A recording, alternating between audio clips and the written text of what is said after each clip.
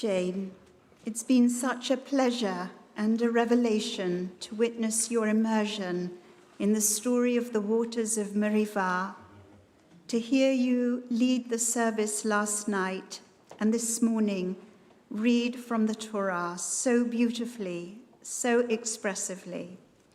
I know you worked exceptionally hard, and I want to pay tribute to the conscientious and enthusiastic approach you took to your bat mitzvah, as you do to everything you take on.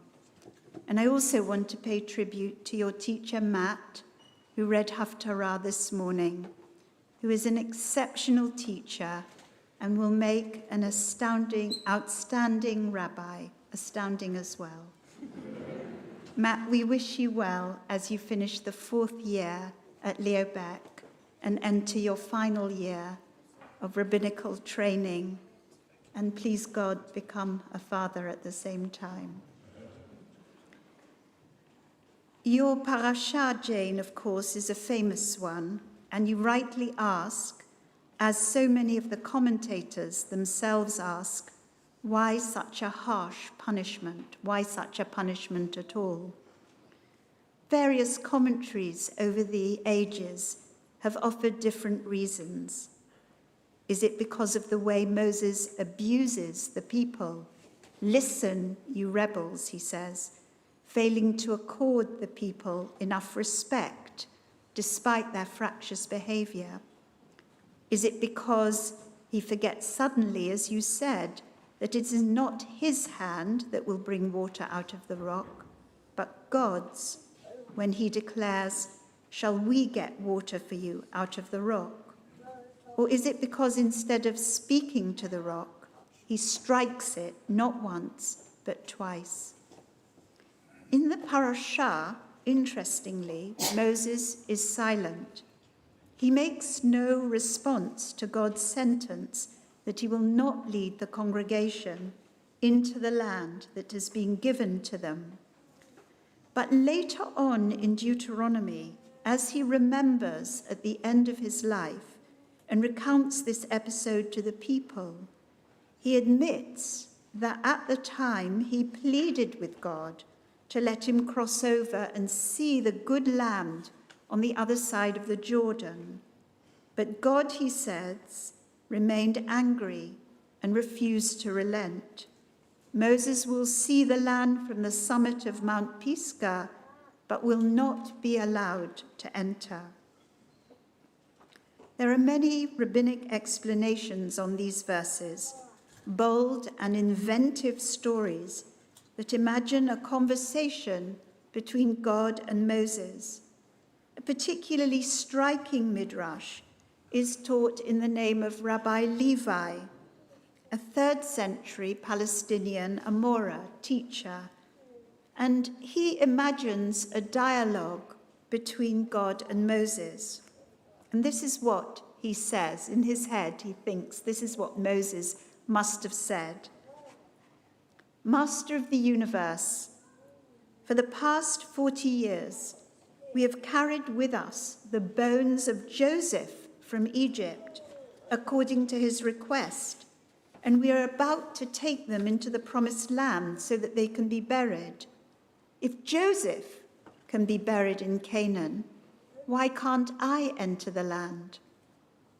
And God replies, "One who acknowledges his native land is to be buried in that land. But he who does not acknowledge his native land does not merit to be buried in his land." So what is meant by this response? How do we know that Joseph acknowledged that he was from the land of Canaan? Well, Rabbi Levi quotes a verse in Genesis in which Joseph's mistress, Mrs. Potiphar, she doesn't have any other name in the story, refers to Joseph as a Hebrew. "See," she says, "my husband has brought in this Hebrew." And so it's inferred that Joseph must have told Potiphar and his wife that he was a Hebrew. Otherwise, how would she have known his birthplace? Joseph does not deny his identity, and for this reason, says God, he merits being buried in his native land. But what about Moses?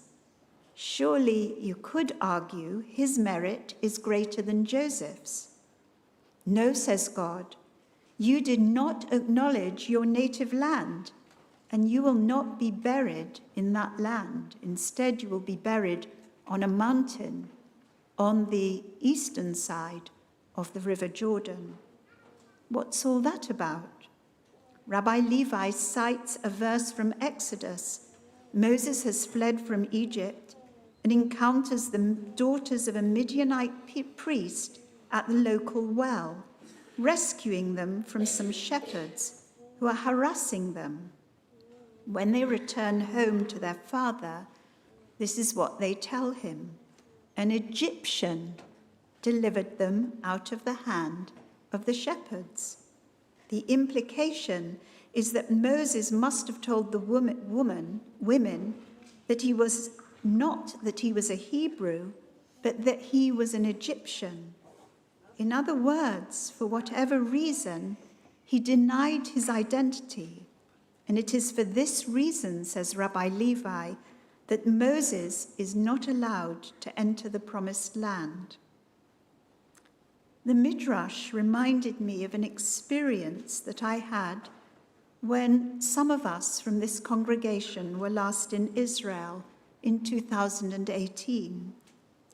One day, we visited the city of Hebron on the west bank of the Jordan. Hebron today is a deeply divided city of 200,000 Palestinians and 800 Jews who are concentrated around the old quarter of this second largest city on the West Bank. We were led by tour guides from an organization called Beit Avraham, which offers a dual narrative tour of the city. In the morning, we toured the Palestinian Authority-controlled part of Hebron with our guide, Muhammad, while the afternoon was spent with an Orthodox Hasidic Jew called Eliyahu, who took us around the part administered by Israel.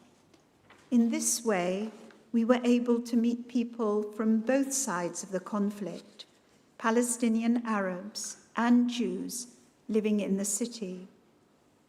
As Eliyahu was about to leave us with Muhammad, he said to us, "Do not say you are Jews when you go round the Palestinian part of the city. Pretend you are Christians, especially when you enter the Muslim part of the cave of Machpelah, housing the tombs of the patriarchs. Remember, you are doing this for the sake of dialogue." As we arrived at the entrance to the mosque, the women were asked to wrap themselves in a large blue cape with wide sleeves and cowl, which we pulled up over our heads for the sake of modesty. One of our group objected, but at the time I was more troubled by this concealing of my Jewish identity, allowing the Muslim authorities to think that I was a Christian. Was I denying my Jewish identity by colluding in this game? Was it okay because a Hasidic Jew had told me to pretend to be Christian for the sake of dialogue and understanding? How would I feel if a Christian pretended to be a Jew in order to gain entrance to a synagogue? I know that certainly wouldn't happen here, as I hope we openly welcome people of all faiths into our midst. But I sensed within myself a dishonesty and a deep sadness that I had to conceal my Jewish identity as I entered this mosque. Troubling and deceptive behavior, perhaps for a troubled city where conflict can flare up in an instant, as indeed it has on the West Bank in this past week in horrible ways. We were not challenged as we entered the mosque, Nobody asked us who we were. But how would I have felt if I had been asked by the authorities, "What religion are you?"